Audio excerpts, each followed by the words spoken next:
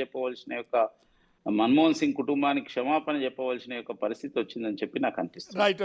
శ్రీనివాస్ గారు, ఇవాళ మీరు కూడా హౌస్లోనే ఉన్నారు కాబట్టి జరిగిన పరిణామాలు, జరుగుతున్న చర్చ. ఇప్పుడు మన తత్వవేత్తగా, ఆర్థికవేత్తగా ఈ దేశానికి అంటే స్వతహాగా వారు రాజకీయ నాయకుడు కాకున్నప్పటికీ వారు చేసినటువంటి సేవలు, లేకపోతే ఆర్థిక రంగంలో ఆర్థిక నిపుణుడిగా వారు చూస్తున్నటువంటి బాట, ఆర్బీఐ గవర్నర్ కానీ, ప్రణాళిక సంఘం దేశానికి సంబంధించి ఉపాధ్యక్షుడు ఉన్న సందర్భంలో వారు గుర్తించి మన తెలంగాణ బిడ్డని పివి నరసింహరావు గారు వీళ్ళు మాట్లాడుతున్నప్పుడు గాంధీ కుటుంబాన్ని ఆడిపోసుకునే విధంగా మాట్లాడేటువంటి మాటల్ని చాలా సందర్భం కూడా చెప్పిన. ఒకవేళ సోనియా గాంధీ గారికి, రాహుల్ గాంధీ గారికి ప్రధానమంత్రి కావాలనుకుంటే పివి నరసింహరావు గారు ప్రధానమంత్రి అయ్యే సమయంలో సోనియా గాంధీ కావడానికి అవకాశం ఉండే, కాలేరు. అదేవిధంగా మన్మోహన్ సింగ్ గారు మొదటిసారి అయినప్పుడు కూడా సోనియా గాంధీ కావాల్సిన అవకాశం ఉండే, రెండోసారి రాహుల్ గాంధీ గారు ప్రధానమంత్రి కావాల్సిన అవకాశం ఉండగా, లేకుంటే వాళ్ళకి అవకాశాలు ఇచ్చారు పివి నరసింహరావు గారికి, మన్మోహన్ సింగ్ గారికి. కాంగ్రెస్ కమిటీ అధ్యక్షుడిగా దళిత సామాజిక వర్గం వరకు ఉన్నారు. అంటే కాంగ్రెస్ కుటుంబాన్ని ఆడిపోసుకోవడం కూడా ఈరోజు ఈ అంశాన్ని పెట్టుకొని కూడా మాట్లాడడం అనేది సరికాదు. ఒకవేళ అంశం ఉంటే కూడా దానికి సంబంధించి కూడా మేము మాట్లాడే ప్రయత్నం చేస్తాం. పివి నరసింహరావుకి ఇచ్చే గౌరవం కానీ, ప్రణబ్ ముఖర్జీ గారికి ఇచ్చే గౌరవం కానీ, మన్మోహన్ సింగ్ గారికి ఇప్పుడు ఇచ్చే గౌరవం కానీ ఎక్కడ కూడా మేము కాంగ్రెస్ పార్టీలో వారిని గౌరవంగా చూసుకోవడం, వారికి చేపట్టే వారికి చరిత్ర రాబో రోజుల్లో కూడా వారి యొక్క చేసే సేవలను ముందు తరాలకు అందించే విధంగా కాంగ్రెస్ పార్టీ తప్పనిసరిగా చేసేటువంటి కార్యక్రమం భాగంగా ఈరోజు అసెంబ్లీ ఏర్పాటు చేసి గౌరవ ముఖ్యమంత్రి రేవంత్ రెడ్డి గారు, స్పీకర్ గారు కూడా అన్నారు. ఇప్పుడు హరీష్ రావు గారు మీరు గౌరవం గురించి ఏదో టాపిక్ వచ్చినప్పుడు మీరు కూడా అంటున్నారు గౌరవం ఇవ్వలేం లేదని చెప్పని. నేను అడుగుతున్నాను మీ ద్వారా, అసలు వారు ఎప్పుడు అసెంబ్లీకి వచ్చిర్రి, మీ ఎప్పుడు గౌరవం ఇవ్వకపోతే ఇది 4వ శాసనసభ. వారు వచ్చింది ఒకసారి బట్టి విక్రమార్క గారు ఉప ముఖ్యమంత్రి, ఆర్థిక శాఖ మంత్రులు బడ్జెట్ ప్రవేశపెడుతున్నప్పుడు మధ్యలో వచ్చిండ్రు, మధ్యలో వెళ్ళిపోయారు.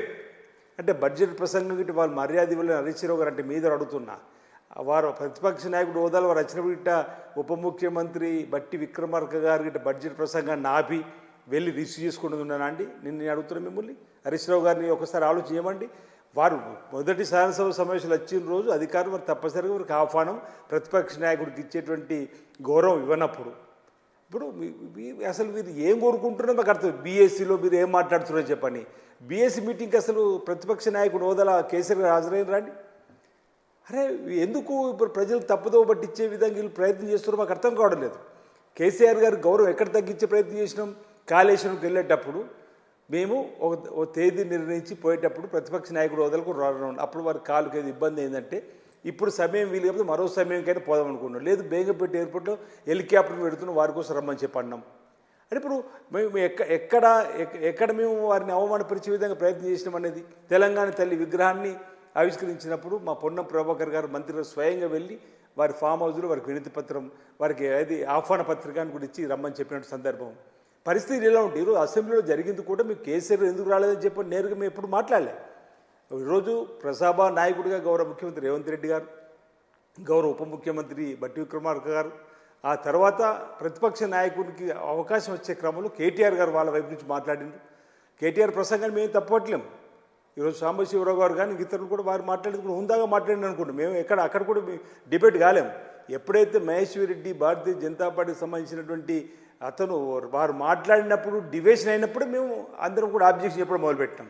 ఈరోజు శాసనసభ మన్మోహన్ సింగ్ గారికి వారి మరణానికి తీవ్ర విచారణ వ్యక్తం చేస్తూ జరిగే సంతాప సభ, వారి యొక్క సేవలు కొనియాడుతూ రాబో తరాలకు వారి యొక్క చరిత్రను స్ఫూర్తిగా చూపించేటువంటి కార్యక్రమము, వారికి భారతరత్న ఇవ్వాలని చెప్పినటువంటి ఒక ప్రతిపాదన, వారి యొక్క విగ్రహాన్ని మన తెలంగాణ నడిబొడ్డున ఇండస్ట్రియల్ ఫైనాన్షియల్ డిస్ట్రిక్ట్లో పెట్టాలని చెప్పినటువంటి ఆలోచన, ఇలాంటి కార్యక్రమాలపై చర్చ జరుగుతున్నప్పుడు వారు కావాలని రాజకీయాల్లోకి తీసుకొచ్చింది ముందు మహేశ్వర్ రెడ్డి గారు. మేము వెంటనే మహేశ్వర్ రెడ్డి గారు అప్పుడు కూడా అందరం కూడా లేచి డైవర్స్ చేస్తున్నామని చెప్పని అప్పుడే పీవీ గారికి ఏమని అట్లా అనుకుంటే మేము ఈరోజు భారతీయ జనతా పార్టీని అడగలేమా? అద్వానీ గారికి జరిగేటువంటి అవమానం మీ ప్రధానమంత్రి మోడీ గారు అవమానం చేసి చెప్పి అనలేమా? సంస్కారం వడ్డరాదు అక్కడ ఉన్నటువంటి సందర్భంలో రాష్ట్రపతి గారు ఇక్కడ కూర్చుంటే కనీసం వీరు వారు వచ్చినప్పుడు లేవు కుర్చీలకి ఇప్పుడు ప్రధానమంత్రి లేరించి ఫోటో చూసిన అవన్నీ మీరు చెప్పలేమా?